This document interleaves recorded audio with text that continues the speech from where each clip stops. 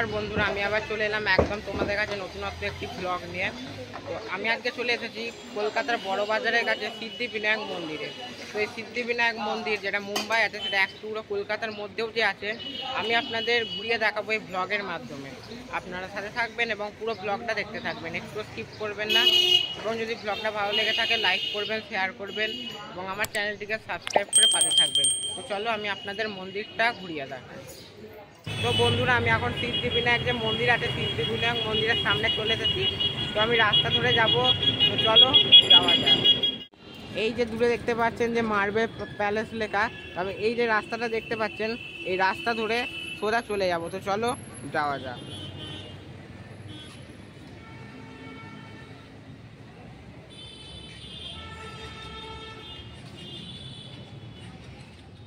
তো বন্ধুরা, আমি যে প্রথমে দেখালাম রাম মন্দির স্টপেজ, ওখান থেকে আমি সোজা চলে এলাম। সোজা এসে এখন মন্দিরের সামনে চলে এসেছি।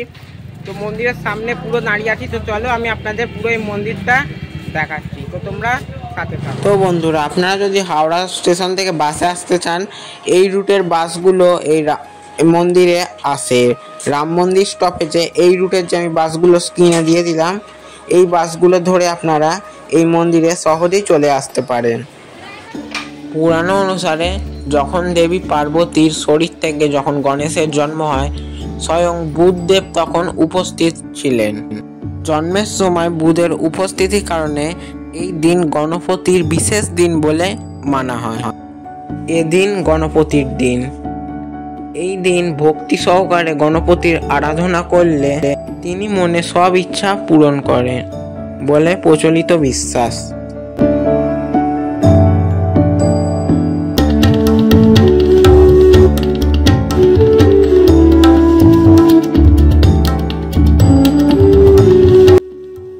বন্ধুরা, এইটা হচ্ছে মন্দিরের ঢোকার আর কি মেন প্রবেশ পথ। মূল মন্দিরের গর্ভগৃহে এবার আমি প্রবেশ করছি। প্রবেশ করে আমি আপনাদের পুরো মন্দিরটা ঘুরিয়ে দেখাচ্ছি।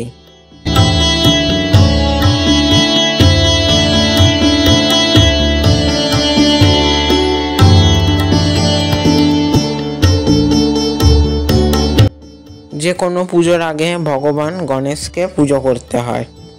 সব দেবতাদের মধ্যে প্রথম উপাসনা করা হয় গণেশকে। তাকে বুদ্ধিমত্তার প্রতীক হিসেবে বিবেচনা করা হয়।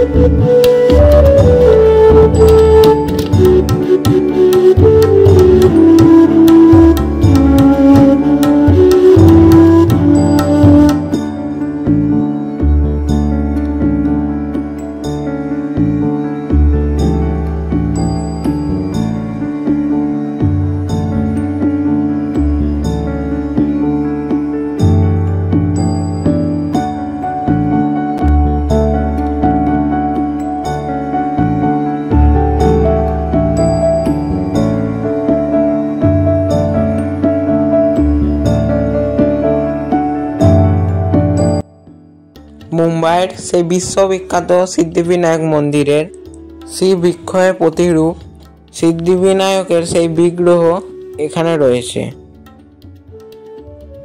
গণেশের উপরের ডান হাতে একটি পদ্ম, উপরের ডান হাতে অঙ্কুশ ও নিচের ডান হাতে জপমালা এবং বাঁ হাতে লাড্ডু ভর্তি পাত্র ধরে আছেন। দুদিকে দাঁড়িয়ে রয়েছেন তার দুই স্ত্রী ঋদ্ধি ও সিদ্ধি।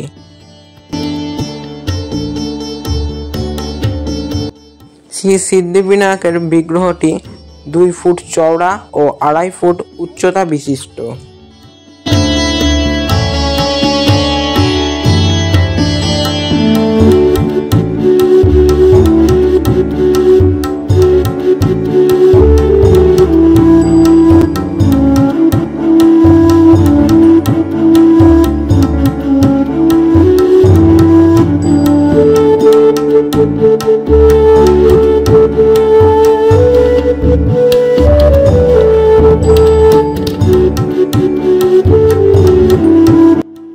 আমরা এবার মূল গর্ভগৃহকে একবার চলুন প্রদক্ষিণ করি, দেখবেন মন একদম শান্তিতে ভরে যাবে।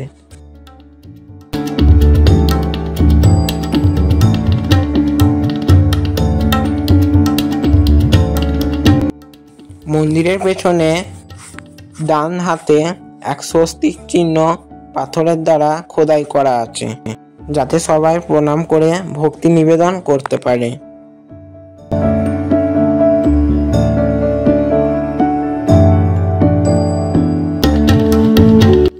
মুম্বাইয়ের সিদ্ধিবিনায়কের মন্দিরের মতন মন্দিরের পশ্চিম প্রান্তে শ্রী সিদ্ধিবিনায়ক মুখী এক হনুমান মন্দির অবস্থিত।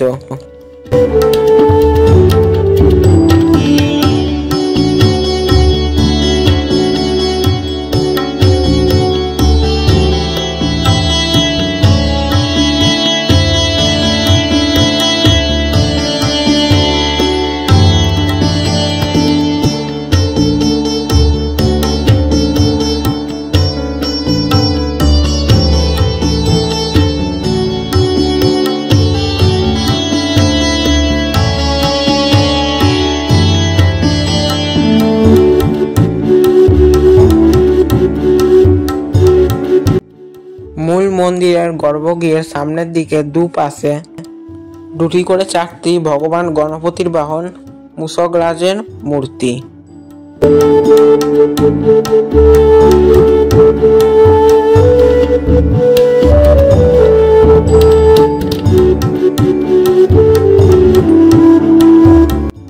আমি এবার আপনাদের এই মন্দির গড়ার পেছনে ছোট্ট একটি কাহিনী আছে, তা আমি আপনাদের সংক্ষেপে কিছু কথা শোনাচ্ছি। 60-এর দশকের কথা। ঠিক এই সময় দুই বন্ধুর আলাপ হয়, রাধেশ্যাম আগরওয়াল ও রাধেশ্যাম গোয়েঙ্কা। 1 বছরের ফারাক, বয়স পিঠোপুটো বললেই চলে। তথাকথিত অবাঙালি পরিবার হলেও বাঙালির সত্তা রয়েছে পরতে পরতে। মাহেশ্বরী বিদ্যালয়ে আলাদা ক্লাস হলেও এক বন্ধুর মাধ্যমে তাই তার দুই বন্ধুর আলাপ। সেই থেকেই শুরু হয় তাদের বন্ধুত্ব। স্কুলে পাস করার পর দুজনে আলাদা কলেজে পড়লেও দেখা সাক্ষাৎ নিয়মিত হতো। লাইব্রেরিতে দেখা হচ্ছিল বাঁধা, তাই সেই থেকেই কসমেটিক প্রোডাক্ট তৈরির ভাবনা আসে। তারপর দুজনেই কলেজ শেষ করেই ব্যবসায় নেমে পড়া। কিছু বছর পর দুই বন্ধু পাকাপাকিভাবেই শুরু করলেন ব্যবসা। সম্বল ছিল কোল্ড ক্রিম ও ভ্যানিসেল ক্রিম, ট্যালক্রম পাউডার। তারপর জন্ম নিল ইমামি। এরপর বাকিটা ইতিহাস। 300-রও বেশি প্রোডাক্ট এই ব্যবসায় ইমামির বড় অট্টালিকা রূপে দাঁড়িয়েছে। 2015 সালে দুই বন্ধু ঠিক করলেন এই শহর তাদের উত্থান পত্থানের সাক্ষী রয়েছে। সব সময় পাশে থেকেছে এই শহর কলকাতা। তাই এখানে অনেকেই বলেছিলেন যে এখানে বড় একটা শপিং মল করা হোক, কিন্তু দুই বন্ধু রাধেশ্যাম আগরওয়াল ও রাধেশ্বর গোয়েঙ্কা নিজেদের সিদ্ধান্তে স্থির রইলেন। দুই বন্ধু সম্মিলিতভাবে ঠিক করলেন কলকাতাকে তারা সিদ্ধিবিনায়ক মন্দির উপহার দেবে।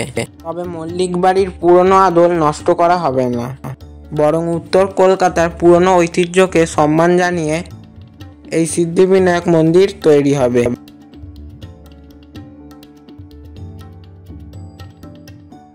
পুরো মন্দির ঘোরার পর এখানে এক সেবায়েত সব দর্শনার্থীদের শাল পাতার বাটিতে এক সেবায়েত অপূর্ব স্বাদের ভোগ বিতরণ করা হচ্ছে।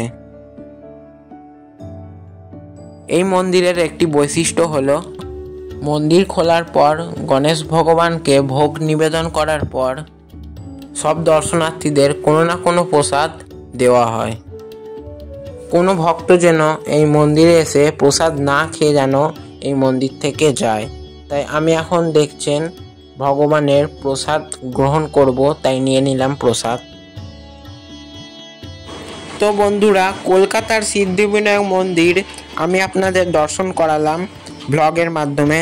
আর ব্লগটা বেশি বড় করছি না, ব্লগটা আমি এখানেই শেষ করলাম। ব্লগটা কেমন লেগেছে আমাকে অবশ্যই কমেন্টে জানাবেন, এবং যদি ব্লগটা ভালো লেগে থাকে লাইক করবেন, শেয়ার করবেন এবং আমার চ্যানেলটিকে সাবস্ক্রাইব করে পাশে থাকবেন। সবাই ভালো থাকবেন, সুস্থ থাকবেন এবং সাথে সাথে আমার ব্লগগুলো দেখতে থাকবেন। দেখা হবে আবার পরের কোনো একটা ব্লগে। ততক্ষণের জন্য নিচ্ছি তোমার থেকে ছোট্ট বিরতি। নমস্কার। গণপতি বাপ্পা মোরিয়া।